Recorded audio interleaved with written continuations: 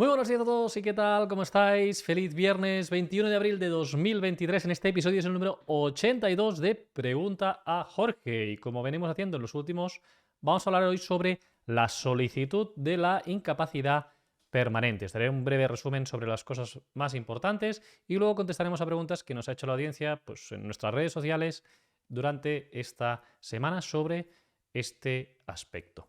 Como siempre, también os quiero recordar la posibilidad de hacer las preguntas en vídeo. Hoy tenemos a dos personas que han preguntado en vídeo y para hacerlo es muy sencillo. Si vais a los detalles de este vídeo en YouTube, veréis un enlace que hay, entrando con vuestro móvil, os podéis grabar 30 segundos, nosotros lo recibimos y de esta forma podéis salir en este vídeo de los viernes, como han hecho en este caso pues Manuel y Domingo. Dicho esto, vamos a ir brevemente al guión de lo que sería esta parte de la solicitud de la incapacidad permanente primera, pero como siempre os quiero pedir que le deis al me gusta si os gustan este tipo de vídeos, que os suscribáis al canal si aún no sois suscriptores y que le deis a la campana para que os podamos notificar todos los nuevos vídeos que vamos subiendo durante la semana. Bien, pues vamos con el primer punto que es importante para solicitar la incapacidad permanente. Habría dos aspectos que son súper importantes, que el primero sería el cumplimiento de los requisitos jurídicos para pedirla, ¿de acuerdo? Y para ello debéis informaros sobre cuál es el origen de vuestra incapacidad. ¿Por qué? Porque en función del origen, de lo que se llama contingencia, se exigen una serie de requisitos u otros, ¿de acuerdo? No es lo mismo tener una enfermedad derivada de enfermedad común, valga la redundancia, es decir, que no es por un accidente laboral, un accidente no laboral o una enfermedad profesional, que sufrirla por un accidente laboral, ¿de acuerdo? Es decir, si es por enfermedad común, que es la mayoría de ocasiones, los requisitos son más importantes que si es por un accidente laboral. ¿Cuáles son los requisitos de enfermedad común? Pues una serie de cotización. Se exigen unos años cotizados en función de la edad que tengas. En cambio, en accidente de trabajo no se exige una cotización previa. ¿De acuerdo? Este requisito no existe.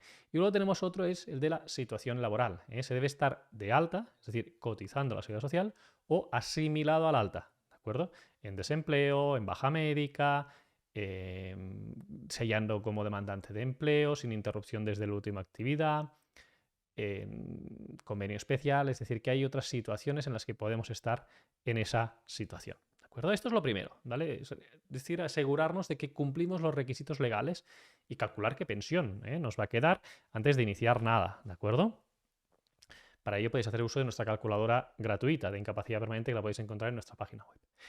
Segundo, el tema de la fase de secuelas. ¿Qué quiere decir esto? Esto tiene que cumplirse en todos los tipos de incapacidad, independientemente de cuál sea el origen. Nosotros le llamamos a fase de secuelas. ¿Qué quiere decir esto? Pues que la incapacidad permanente se reconoce a aquellas personas que están en una situación que han agotado los tratamientos médicos posibles para hacer que esa enfermedad o lesión mejore. No hablemos de curar, hablamos de mejorar hasta poder volver al trabajo. Habrá enfermedades o lesiones que en un momento dado nos van a hacer que no podamos trabajar y para eso está la incapacidad temporal, la baja médica, y habrá algunas personas que no mejoren lo suficiente como para volver a trabajar y otras que sí. Por lo tanto, tenemos que agotar todos los tratamientos médicos posibles para revertir esa situación. Entonces, estaríamos en fase de secuelas cuando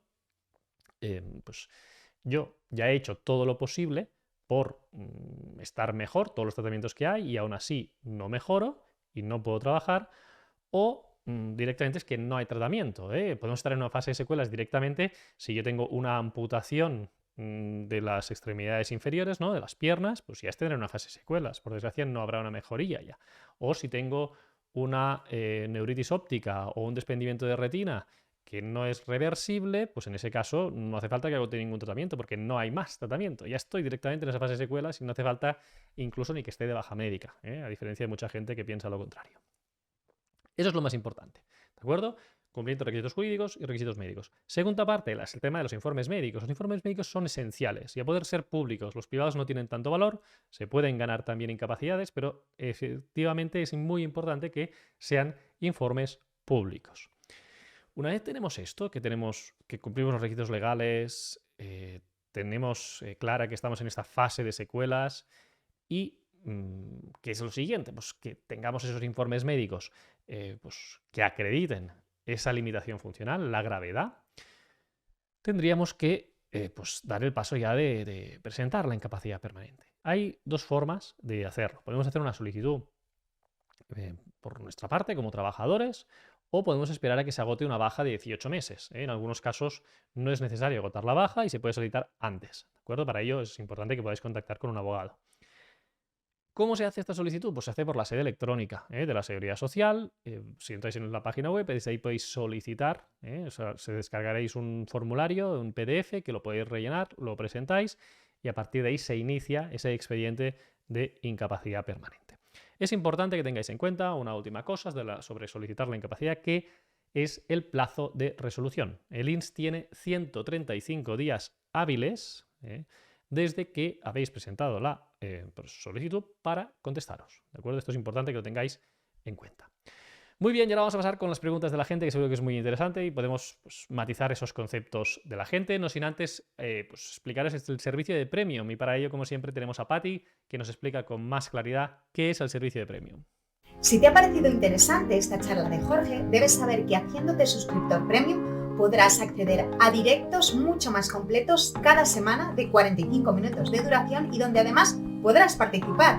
De hecho, incluso los temas de estos directos colaborativos son elegidos por los propios suscriptores Premium. Recuerda que CanMine Premium es un servicio por el que puedes disfrutar de consultas ilimitadas con tu abogado online, descuentos en nuestros servicios legales y otras ventajas de las que puedes informarte en canmineabogados.com/premium.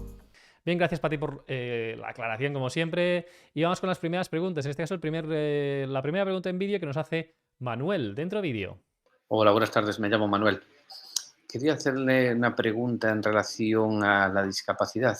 Yo ya tengo una discapacidad reconocida de un 36% y nunca he solicitado una incapacidad y tengo una limitación funcional de movimientos en ambos hombros. Y me gustaría saber si se puede solicitar la incapacidad sobre esa discapacidad que ya tengo reconocida. Un saludo. Gracias.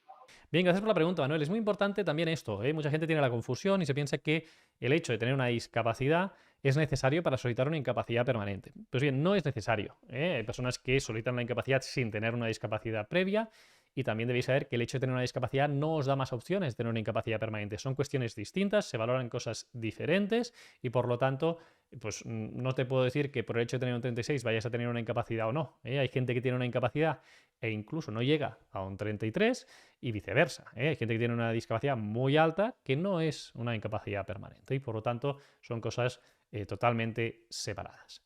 Gracias por la pregunta, Manuel. Vamos con otra. Nos la hace Domingo esta pregunta, dentro del vídeo de Domingo. Hola, Jorge. Mira, sé lo de los 55 años y me vino aprobado el 20%. ¿Qué pasa? Que cuando miré lo que tenía que cobrar me venía 577, lo mismo que todos los meses que he cobrado. Llamé por teléfono a la Seguridad Social y me dijeron que ya estaba metido el 20% en el complemento de los 577 años. 577 euros. ¿Eso es normal? Gracias, Jorge.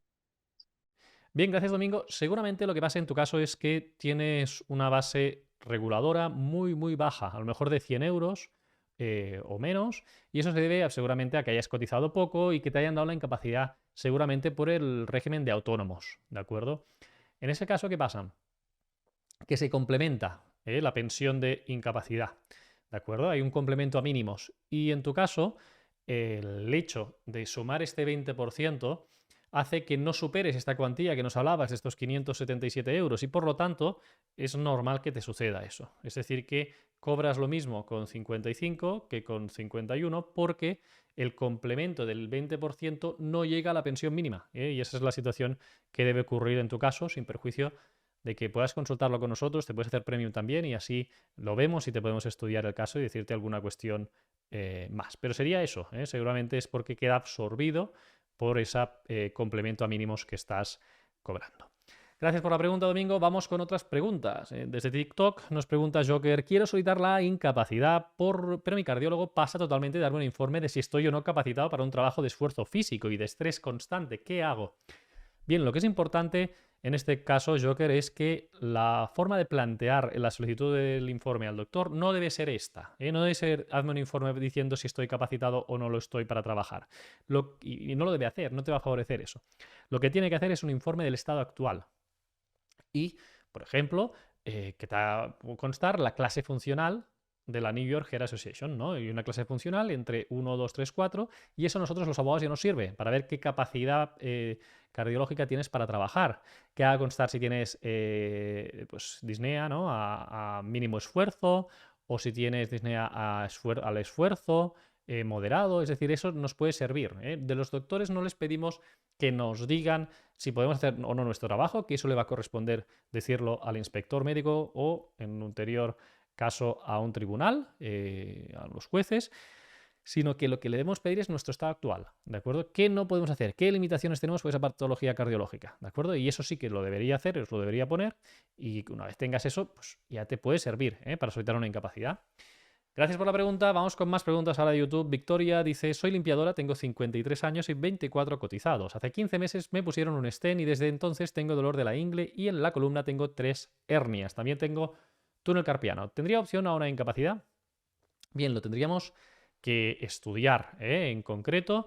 Deberíamos ver la patología cardiológica, cómo ha quedado, lo que explicaba antes de las secuelas, si ya es una secuela, qué limitación queda derivada de esa patología cardiológica que tienes, y después de pues, mirar a nivel traumatológico todo el tema de las hernias y el tema del túnel carpiano, ¿de acuerdo? Si ha sido intervenido, si no, etcétera, etcétera, ¿no? Tendríamos que mirar las limitaciones funcionales, tendríamos que mirar lo que os he dicho antes de que estemos en fase de secuela, es decir, que estas hernias se pueden tratar, este túnel carpiano se puede tratar, todo esto lo tendríamos que estudiar y una vez tuviéramos esto, nos serviría para poder acabar decidiendo si tienes una opción a una incapacidad permanente. En todo caso, te puedes poner en contacto con nosotros, lo estudiamos y te daremos una respuesta de forma gratuita. Gracias, Victoria, por la pregunta. Otra, Laltra Ana dice, en caso de que ya tuvieras una IPT que se retiró por mejoría, para pedir de nuevo la incapacidad por otra enfermedad, ¿han de haber pasado 15 años trabajados desde la primera o se podrían utilizar parte de las cotizaciones anteriores? Bien, se pueden utilizar las cotizaciones anteriores, no las estás utilizando para ninguna pensión y por lo tanto esas cotizaciones están libres para utilizarse en esta nueva pensión de incapacidad e incluso podría ser sobre la misma enfermedad o lesión que te dieron la incapacidad anterior, si fuera el caso. No hace falta que sea una nueva, sino que puede acumularse a la que ya tenías reconocida anteriormente. No hace falta cotizar 15 años y en todo caso ya sabéis que no son 15 años los que se han de cotizar, depende de la edad, pero 15 años es para una persona ya que haya pasado los 65 años, por lo tanto no son estos 15 años en ningún caso. Vamos con otra pregunta. Juan Carlos Martín Criado dice, soy emigrante español en Inglaterra, tras sufrir una lesión de columna trabajando padezco síndrome de la espalda fallida.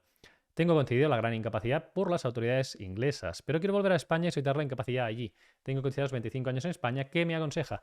Bien, gracias por la pregunta. Lo primero es que hay un convenio con el Reino Unido que puede usarse a los efectos de solicitar una incapacidad permanente. Los requisitos de estar de alta, etcétera, se pueden ser utilizados en España. Yo lo que te recomendaría es que te pusieras en contacto con nosotros, lo estudiaríamos y te haríamos una respuesta de cómo solicitar la incapacidad permanente también en España. Sería compatible el hecho de cobrar una incapacidad en Gran Bretaña, en Reino Unido, y también otra en España. No habría ningún tipo de problema y así se podría hacer también sin ningún tipo de problema, pero se tendría que estudiar el caso en detalle y por ello te aconsejo, Juan Carlos, que te puedas poner en contacto con nosotros. Gracias por la pregunta. Vamos con otra. Verónica Caballero Jiménez dice, estoy operada 2 veces con tornillos y barras. Tengo 44 años y todo el mundo me dice que eche los papeles para la incapacidad ya que tengo secuelas, pero estoy trabajando. ¿Qué debo hacer? Bien, gracias por la pregunta. En este caso, el hecho de que trabajes es un poco un problema, ¿no? Para pedir la incapacidad. Porque si realmente tienes estos problemas, estas limitaciones y estás trabajando, a los efectos de la incapacidad es un poco contradictorio, ¿no? Con este tipo de patología. Yo te recomendaría, si tienes dolor y ves que no puedes seguir trabajando, que cojas la baja y que en esa situación estudiemos si realmente estás en fase de secuelas, es decir, si se puede hacer algo o no a nivel de tratamientos y a partir de ahí pues determinar si se solicita o no la incapacidad permanente. Como en los otros casos, Verónica, te aconsejo que te puedas poner en contacto con nosotros y lo estudiamos. Vamos ahora con preguntas en Instagram.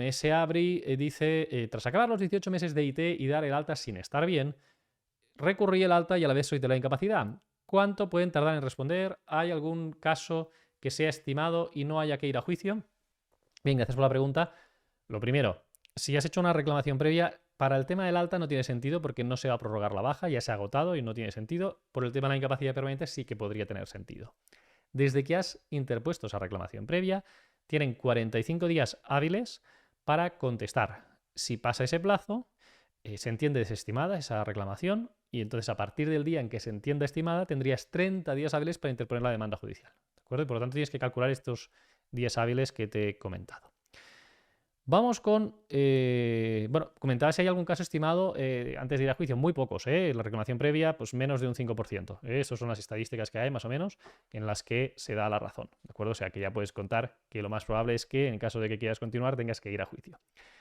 Pelirroja Marbella nos dice, al tener un 70% de discapacidad, pérdida de visión y auditiva, osteoporosis, fibromialgia, depresión, migrañas, colon irritable y hernias discales, ¿crees que el INS me dará la incapacidad absoluta?